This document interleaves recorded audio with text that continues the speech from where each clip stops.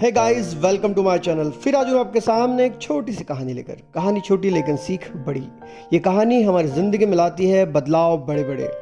एक बार की बात है, एक राजा अपने सैनिकों के साथ शिकार करने निकला घने जंगल में। दिन बरसात के थे और बरसात कब आ जाएंगी इसका कोई भरोसा नहीं था। अंधेरा होने लगा था और अचानक बरसात भी शुरू हो गई। जोर का तूफान शुरू हो गया और राजा देखते ही देखते अपने सैनिकों से बिछड़ गया। अब राजा अकेला था और बहुत देर गुजरने के बाद राजा को भूख प्यास सताने लगी। वो थक भी गया था। अब उसे ऐसा लग रहा था कि कहीं से उसे भोजन मिल जाए। तभी उसने देखा कि सामने 3 बच्चे खेल रहे हैं। उसने उस बच्चों को बुलाया और कहा, इधर आओ। बच्चे जब उस राजा के पास गए तो राजा ने बच्चों से कहा, मुझे बहुत भूख लगी है, क्या तुम मेरे लिए भोजन का प्रबंध कर सकते हो? उन बच्चों ने हाँ कहा और वो दौड़ते हुए पास के गांव में गए और भोजन और पानी राजा के सामने लाकर रख दिया। राजा बच्चों का उत्साह देखकर बहुत खुश हुआ और राजा ने कहा, प्रिय बच्चों, तुम अपनी ज़िंदगी में क्या करना चाहते हो, क्या बनना चाहते हो, मुझे बताएं। हो सकता है मैं तुम्हारी कुछ मदद कर दूं। तब एक एक बच्चे बोलने लगे। पहले बच्चे ने कहा, राजा जी, मैं बहुत गरीब हूँ। मैंने 2 टाइम का भोजन भी कभी अच्छे से नहीं किया है।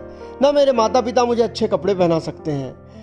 हो सके तो आप मुझे बहुत सारा धन दे दीजिए ताकि मैं बहुत सारा भोजन कर सकूं और बहुत अच्छे अच्छे कपड़े पहन सकूं। राजा ने कहा, इतनी सी बात, मैं तुम्हें इतना धन दूंगा कि तुम जिंदगी भर सुखी रहोगे। अब दूसरे बच्चे की बारी आई।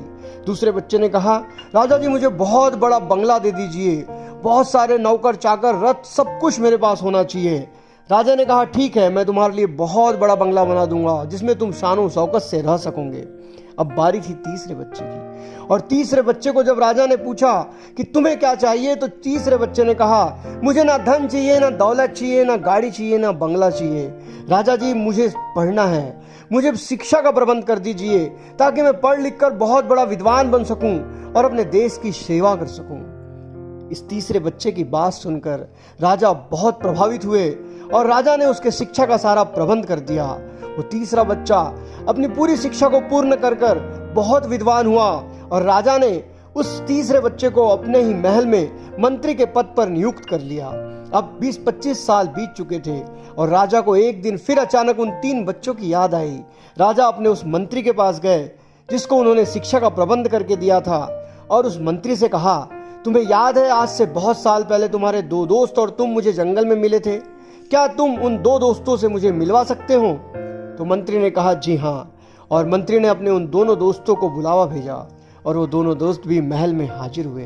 अब वो तीनों दोस्त राजा के सामने थे और राजा ने मंत्री के कंधे पर हाथ रखते हुए उनसे पूछा, इनके बारे में तो मैं जानता हूँ, अब तुम बताओ तुम क्या कर रहे हो? तो पहला लड़का बोला जिसने धन मांगा था कि राजा जी, तुमने जो मुझे धन दिया था वो धन तो सारा खर्च हो गया और वो धन मिलने के बाद मैं आलसी हो गया। मैंने अपनी जिंदगी में कुछ नहीं किया और उस धन का ही उपभोग मैं करते रहा और मैंने अपना सारा जीवन बर्बाद कर दिया।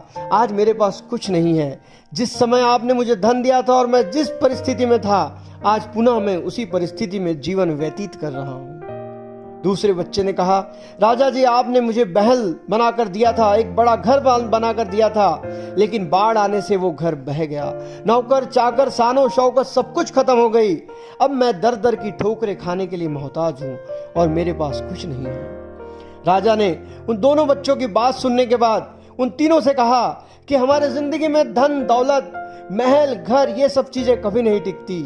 कुछ टिकता है तो वो टिकता है आपका ज्ञान। अगर आपने अपनी जिंदगी में ज्ञान हासिल किया है तो अपनी जिंदगी में आप कभी पीछे नहीं आ सकते।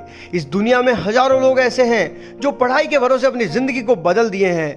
ऐसा नहीं है कि हर आदमी अमीर बनकर पैदा होता है, लेकिन वो अपनी मेहनत और जुनून और हौसले की बदौलत उस स्थान पर जा पहुंचता है जिसको वो डिजर्व करता है। अगर आपको अपनी जिंदगी में आगे बढ़ना है, अपने नॉलेज पर, अपने ज्ञान पर ध्यान देना होगा, क्योंकि हम कहते हैं ना, नॉलेज इज अ पावर। जिस प्रकार उस तीसरे बच्चे ने मंत्री बनकर अपने जीवन को एकदम आसान और सुंदर बना लिया, उसी प्रकार अगर आप भी अपने जीवन को आसान, सुंदर और सफल बनाना चाहते हैं तो अपने ज्ञान को बढ़ाइए। इस कहानी से मैं आपको अंत में इतना ही कहना चाहता हूं कि जिंदगी में अगर आगे बढ़ना चाहते हो तो अपने ज्ञान को बढ़ाते रहिए। और अगर कहानी अच्छी लगी तो वीडियो को लाइक करें और अपने दोस्तों से भी शेयर करें। मिलते हैं अगली कहानी में, तब तक के लिए अलविदा। जय हिंद, वंदे मातरम।